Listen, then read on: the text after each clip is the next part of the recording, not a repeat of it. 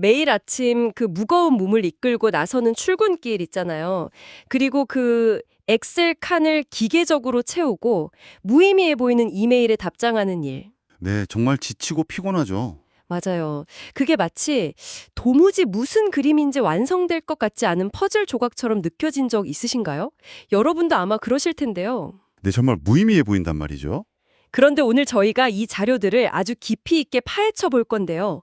이 지루하고 평범한 일상의 조각들이 사실은 하나님의 거대한 구원사라는 명작을 완성하는 핵심 부품이라고 합니다. 그게 참 놀라운 포인트죠. 도대체 이게 어떻게 가능하다는 걸까요? 오늘 아주 제대로 한번 분석해 보겠습니다. 네, 우리가 영적인 일하고 그 세속적인 일상의 업무를 무의식적으로 분리해서 생각하기 때문인데요. 흥미롭게도 마가복음 14장을 보면 이 두 가지가 어떻게 완벽하게 연결되는지 아주 생생하게 나타납니다. 아, 그 예수님이 십자가 사건 앞두고 유월절 마지막 만찬 준비하시는 그 장면이죠. 맞습니다. 거기서 예수님은 막 천사를 동원하시거나 화려한 기적을 쓰시지 않았어요. 저도 그 자료 읽으면서 좀 놀랐거든요. 제자들에게 성내로 들어가서 물 한 동이를 가지고 가는 사람, 이 사람을 따라가라고 지시하시잖아요. 네, 아주 구체적이고 일상적인 지시였죠.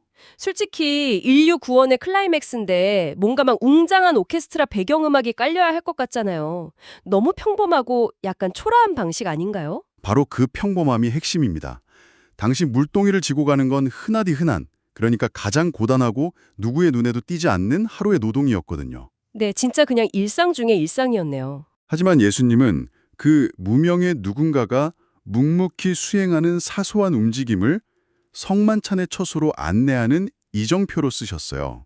약간 신성한 내비게이션으로 삼으신 거죠. 아, 신성한 내비게이션이요? 네, 이름 없는 주인의 그 일상적인 성실함이 위대한 구원 사역을 예비하는 통로가 된 겁니다. 와, 화려한 스포트라이트가 아니라 마치 그 냉장고 돌아갈 때 나는 백색 소음 같은 일상을 그대로 사용하셨다는 거네요. 아주 정확한 비유입니다. 하나님이 평범한 일상을 그렇게 완벽하게 사용하신다는 건 이제 알겠는데요. 정작 우리는 왜 우리 일상을 그토록 하찮게 여길까요?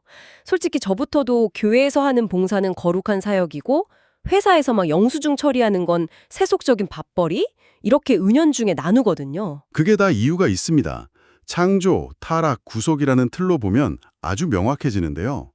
창조, 타락, 구속이요? 네, 본래 하나님이 온 우주를 창조하셨을 때는 미생물 하나부터 거대한 은하계까지 사소하거나 속된 피조물이란 없었습니다. 모두 완벽한 질서 안에서 거룩한 목적을 가졌죠. 아, 원래는 다 거룩했다는 거군요. 그런데 타락, 즉 죄가 들어오면서 우리의 시야가 완전히 왜곡된 겁니다. 이를 영적으로 가치 있는 큰 일, 그리고 세속적이고 하찮은 일, 이렇게 딱 쪼개버린 거죠. 아, 제가 그 행정 업무나 가사 노동을 가치 없게 여기는 그 이분법적인 태도 자체가 사실은 바로 타락의 결과물이군요. 정확합니다. 그러면 십자가 사건, 즉 예수님의 구속은 이 왜곡된 시각을 어떻게 회복시키는 건가요? 예수님의 생애 자체를 한번 떠올려 보시면 됩니다. 스스로 몫으로서 평범한 노동을 오랫동안 감당하셨잖아요. 네, 그러셨죠. 그리고 화려한 마차가 아니라 나귀 새끼를 타는 그 작고 초라한 여정에 순종하셨고요. 이런 일련의 과정 전체가 우리가 무가치하게 여기는 일상의 작은 일들을 다시 거룩한 영역으로 편입시키고 정화하시는 그런 구속의 행위인 셈입니다. 머리로는 참 이해가 가는데요. 현실로 딱 돌아오면 솔직히 또 막막해져요. 네, 실전은 또 다르죠. 당장 내일 아침에 출근해서 끝없는 서류 더미를 봐야 하는데 이걸 도대체 어떻게 거룩한 사역으로 바꿀 수 있을까요? 실질적인 팁이 필요합니다. 그래서 지성, 감정, 의지라는 이 세 가지 차원의 훈련이 꼭 필요합니다. 지성, 감정, 의지요. 하나씩 좀 짚어주시죠. 먼저 지성으로는 내가 하는 일의 진짜 가치를 재해석하는 겁니다. 지금 하는 단순한 엑셀 정리가 사실은 유월절 만찬을 위해 방을 쓸고 닦는 과정이라고 나의 인식을 확 바꾸는 거죠. 잠깐만요. 지성으로 그렇게 프레임을 바꾼다고 쳐도 솔직히 막 야근하면서 엑셀 쳐다볼 때 속으로 아, 거룩하다 이렇게 기뻐하기는 진짜 쉽지 않잖아요. 그렇죠. 감정적으로는 당정 쉽지 않죠. 어떻게 그게 실제로 가능하죠? 바로 거기서 감정과 의지가 연결되는 겁니다.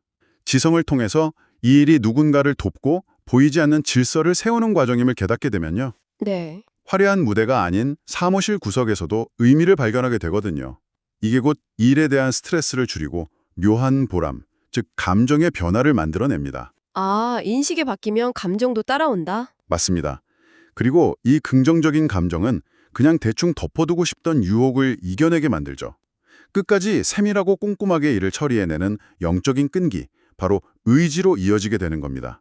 지성에서 시작해서 감정을 거쳐 의지로 완성되는 거군요. 네, 이 세 가지가 톱니바퀴처럼 딱 맞물릴 때 우리의 일상은 진짜 사역으로 변모하는 겁니다. 와, 너무 명확하네요.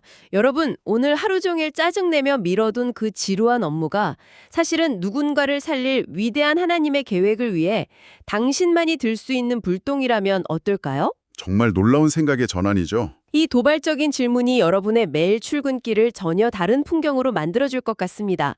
오늘 깊이 있는 분석은 여기까지고요. 마지막으로 마무리를 좀 부탁드려도 될까요? 네, 이 질문을 마음에 품고 제가 여러분을 위해 짧게 기도하며 오늘 시간을 마무리하고 싶습니다. 네, 부탁드립니다. 온 우주를 세밀하게 운행하시는 하나님, 한 사람의 물동이와 이름 없는 주인의 헌신으로 구원 사역이 준비되었음을 묵상합니다. 일의 가치를 크기로만 재단하며 사소한 예비 과정을 무관심하게 흘려보냈던 나태함을 회개합니다.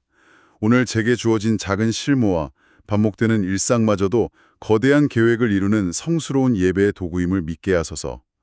저의 작은 성실함이 주님의 거룩한 성품을 세상에 증언하는 통로가 되게 하옵소서. 예수님의 이름으로 기도드립니다. 아멘.